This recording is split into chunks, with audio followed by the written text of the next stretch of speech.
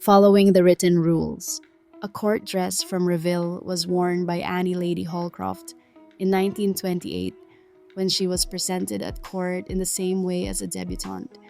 That custom was normally associated with younger women stepping into adult life and society for the first time, but Annie Lady Holcroft was about 59 or 60 when she wore this dress. Story explains.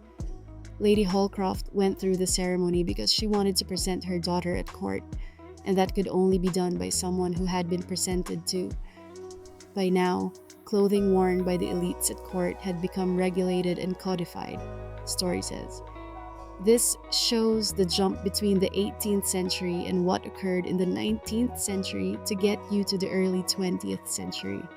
She would have to wear clothing that conformed to written regulations, and those regulations could have been seen in a book published by the Lord Chamberlain's office called Dress Worn at Court. So the rules she and her daughter followed was evening dress, with a train which had to be attached to the shoulders, and her hair, a veil on which she included the 3 ostrich feathers in a Prince of Wales plume.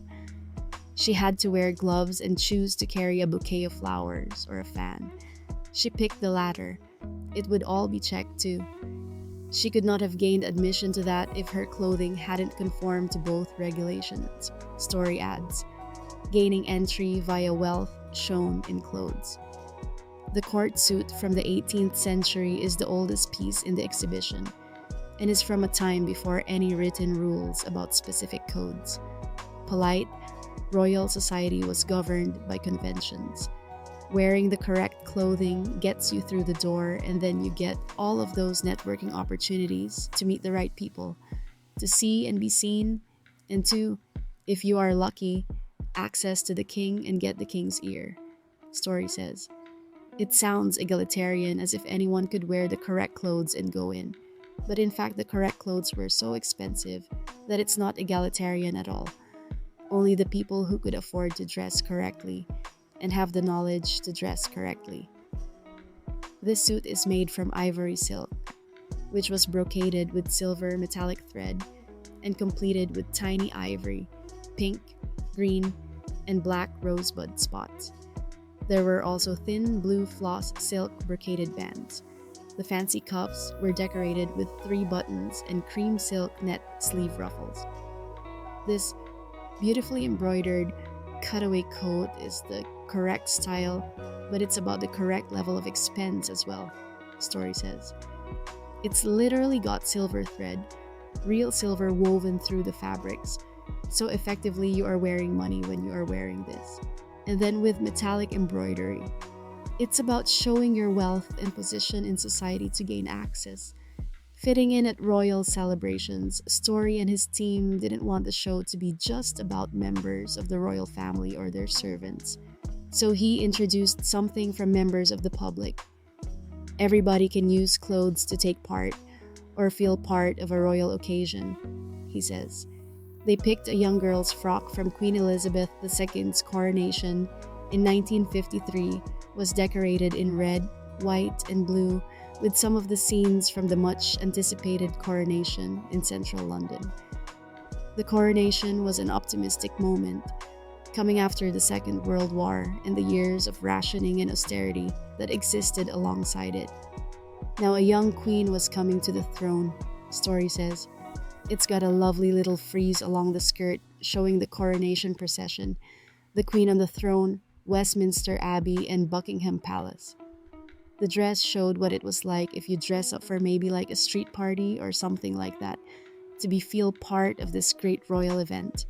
He adds, the patriotic imagery in red, white, and blue are the codes there. 6 tips on how to dress for royal occasions, from royal history to today. The curator of the latest exhibition at Princess Diana's former home gives his guide to the royal dress code ahead of a new exhibition.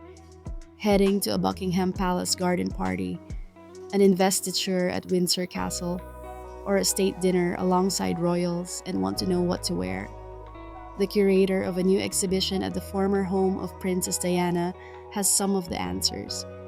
Using some of the outfits from the show opening on March 13th at Kensington Palace, Historic Royal Palaces curator Matthew Story gives pointers to people on how history and convention and some written rules have governed how to dress royally. Story says he and his team had been looking for an imaginative way of showcasing some of the 10,000 items the charity Historic Royal Palaces looks after, so they settled on the theme of dress codes. While the rules could seem quite obscure, they're actually related to something we can all understand, because we all get dressed every morning. Story tells people. We all think about the clothes we are going to wear, the messages we send with them. We often dress up to mark certain moments in our lives, he says. And that struck me as a theme everybody could relate to, and also to express who we are, what stage of life we are at. So they've brought together a selection of clothes worn by royals and others to show how conventions and rules have evolved. Fittingly, as she lived there with her sons Prince William and Prince Harry, there are 3 gowns made famous by Diana, including a green silk velvet tuxedo-style dress by Catherine Walker.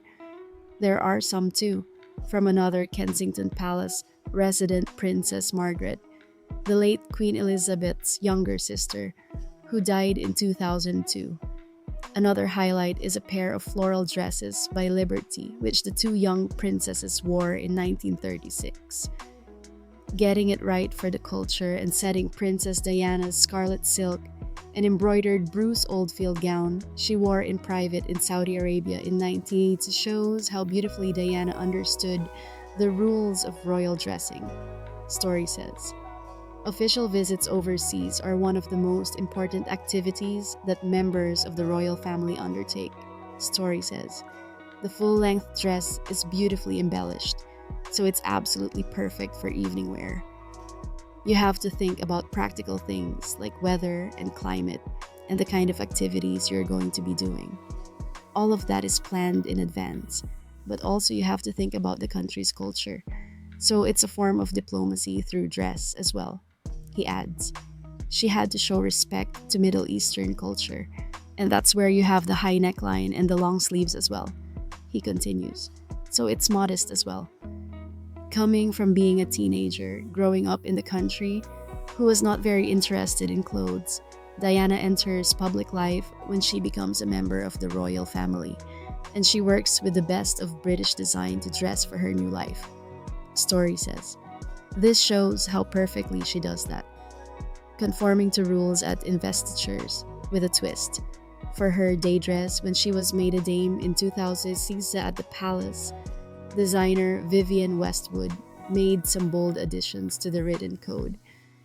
She's conforming to the code on the invitation of wearing the day dress, but she does it in her own way, Story says. She'd have known the historic rules of court dressing, which included having a train attached to the shoulder, and she makes that nod to history with a train attached to the shoulder. But she does it in her own way as well, so the design of the dress has that deconstructed punk look. She also wears this incredible hat on the back of her head, which has an AR on it, which is referring to her active resistance to propaganda campaign. And she also intended it to recall a Che Guevara hat.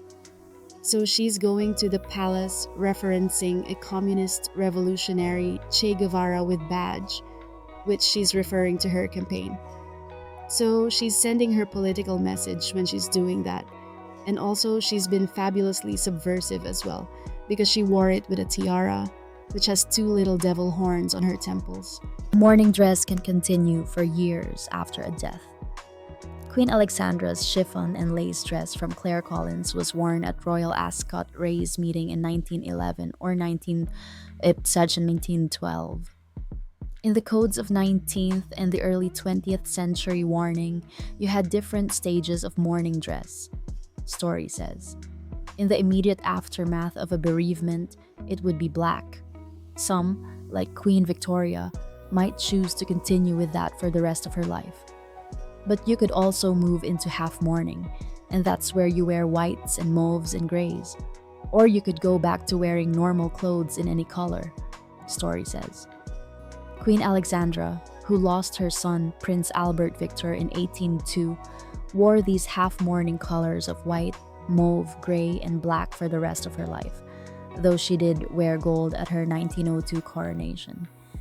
These muted colors are what she tends to go for from 1892 onwards to show her emotion and devastation after loss of her son, says Story. Tickets for the dress code exhibition at Kensington Palace from March 13th to November 30th, 2025 are available here.